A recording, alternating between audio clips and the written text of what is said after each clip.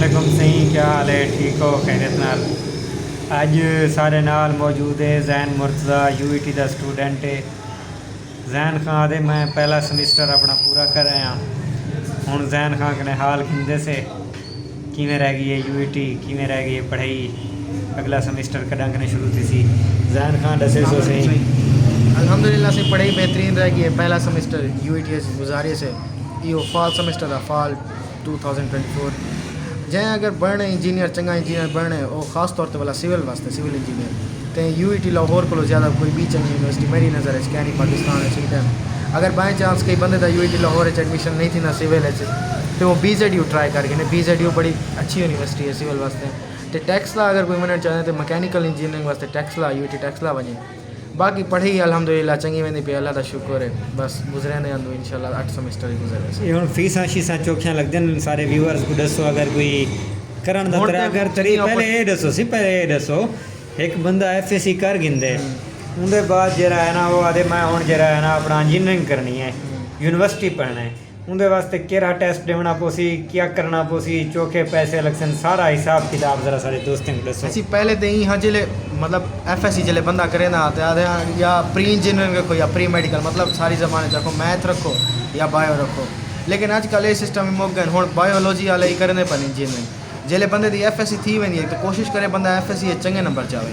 उनके बाद कैट आंदे इंजीनियरिंग कॉलेज एडमिशन टेस्ट वो टेस्ट देना पौंदे भला बनते उन्हें टेस्ट बंदे दे चंगे नंबर होने भला उन्हें एग्रीगेट पढ़ते अप्लाई करना पौंदे तो उनके बाद बनते मैरिट लिस्टां लगदे कुछ तो बंदे का नां आंदे कई बंदे का पहले लिस्ट ना आवे कई का बाद चंदे जिवें अल्हम्दुलिल्लाह मेरा पहले लिस्ट ना आ गया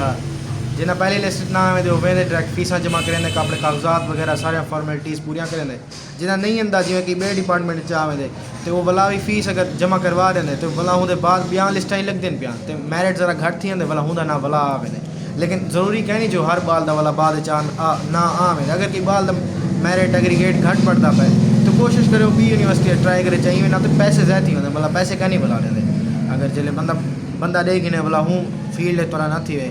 तो पैसे क्या ना बुला रहे आपको जो मैं हूँ नहीं करना मेरे को पैसे बुला रही हूँ क्या नहीं होता। ये फीसें शीशे नहीं दसे सो जो फीसां चौखियां गिनदे रहंदे फीसां तो पहले सारे को दो फीसां गिनदे ने एक ही आगो जा एडमिशन की फी होंगी है तो 20 सेमेस्टर फी तकरीबन सारा टोटल होने बढ़िया 1,05,000 तो उनके बाद जो हॉस्टल मेरी है हॉस्टल की तकरीबन 6 महीने का सेमेस्टर रखो 6 महीने की फी गिनते पैन 8,000 सिर्फ फी बाकी मैस अलहदा होंगे वो हर महीने देना पौंदे। बाकी ही दफा तो एक चंगी अपॉर्चुनिटी आ गई है CM नवाज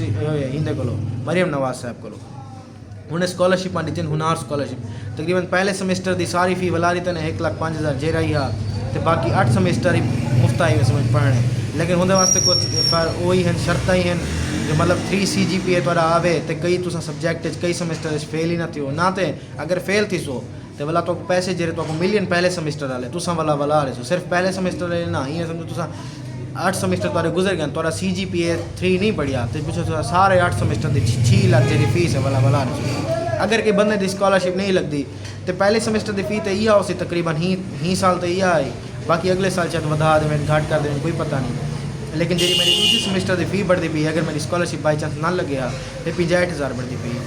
और ज़रूरी नहीं कि बंदा आके जो हर साल स्कॉलरशिप आता नहीं है जमा किमें एडमिशन गिना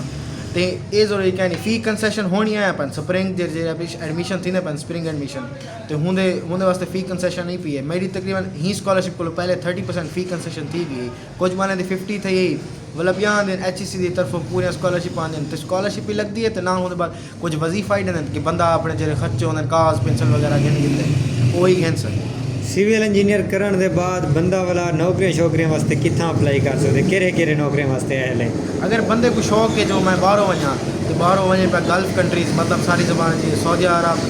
कतर ओमान इन्हें वही सारी डिमांड है सिविल इंजीनियर की दुबई वने पिया उतना चंगा भला पे इन्हें लेकिन जिले उतना बंदा मैंने थोड़ा 0 एक्सपीरियंस काउंट करी मतलब तुसा अगर इतना जॉब किते हुए 5 साल प्राइवेट की जॉब किते हुए तो उतना जिले वैसे तुसा ही नहीं में आख सकते जो मैं 5 साल मेरा एक्सपीरियंस है पे उतना थोड़ा 0 एक्सपीरियंस हो सी जिले अगर तुसा पाकिस्तान खाने का इरादा है तो बहुत सारे फील्ड्स हैं पाकिस्तान